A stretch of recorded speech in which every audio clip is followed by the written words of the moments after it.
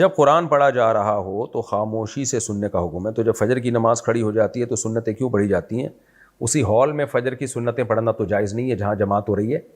لیکن یہ جو قرآن کے بارے میں آتا ہے کہ جب قرآن پڑھا جائے خاموشی سے سنو، یہ ہر ایک کے لیے حکم نہیں ہے. کہیں بھی اگر تلاوت لگی ہوئی ہو ٹیلی ویژن پہ یا کہیں انٹرنیٹ پہ تو سب پہ سننا واجب نہیں ہے.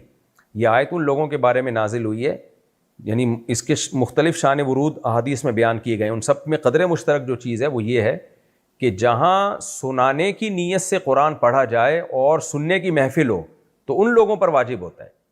جیسے ہم کسی قاری کو بلائیں کہ آپ قرآن پڑھیں اور ایک محفل لگ جائے، تو وہاں جب قاری قرآن کی تلاوت کرے گا تو اس محفل میں موجود سب لوگوں پر قرآن سننا فرض ہوگا.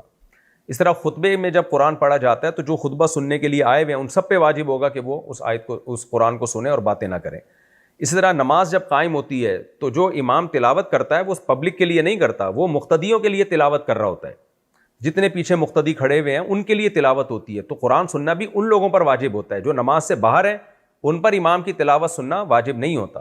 تبھی آپ نے دیکھا ہوگا امام قرآن کی تلاوت کر رہے ہیں، پیچھے لوگ نماز میں ہاتھ باندھے کھڑے ہیں اور پیچھے وضو خانے میں لوگ باتیں کر رہے ہوتے ہیں. تو ان باتیں کرنے والوں پہ یہ فتویٰ نہیں لگایا جائے گا کہ یہ قرآن نہیں سن رہے، ان کو گناہ مل رہے ہیں. ہاں ویسے کہا جائے گا کہ یار جب قرآن ہو رہا ہے تو آپ باتیں کر کے ڈسٹرب کیوں کر رہے ہو نمازیوں کو. وضو کے دوران باتیں کرنا ویسے بھی ناپسندیدہ عمل ہے، لیکن یہ آیت اس پہ فٹ نہیں کی جائے گی. تو اگر فجر کی جماعت کھڑی ہوئی ہے اور کوئی شخص اسی ہال کے اندر 2 سنتیں پڑھ رہا ہے تو اس 2 سنتیں پڑھنے والوں کو منع تو کیا جائے گا کہ جس جگہ جماعت ہو رہی ہے وہاں دوسری نماز جائز نہیں ہے. اس بیس پہ تو منع کیا جائے گا، لیکن یہ نہیں کہا جائے گا کہ قرآن پڑھا جا رہا ہے اور تم اس کو سن نہیں رہے اور قرآن کی اس آیت کی مخالفت کر رہے ہو جس میں اللہ نے حکم دیا اذا قرئ القرآن فاستمعوا له وانصتوا. یہ دلیل نہیں اس وقت بنتی، کیونکہ یہ دلیل ان لوگوں پہ فٹ بیٹھتی ہے جو نماز میں امام کے پیچھے اس نماز میں شریک ہوں. ان پر واجب ہے کہ وہ سنیں اور امام کے پیچھے خاموش رہیں.